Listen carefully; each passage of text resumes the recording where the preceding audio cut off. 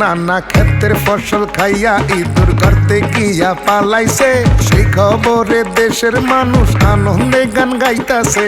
নানা হে ক্ষেত বাঁচাতে তারেক জিয়া আইসাছে ধানের শীষ নিয়া, ক্ষেত বাঁচাতে তারেক জিয়া আইসাছে ধানের শীষ নিয়া। 30টা দফা দিয়া নতুন স্বপ্ন দেখাইছে, 31টা দফা দিয়া নতুন স্বপ্ন দেখাইছে।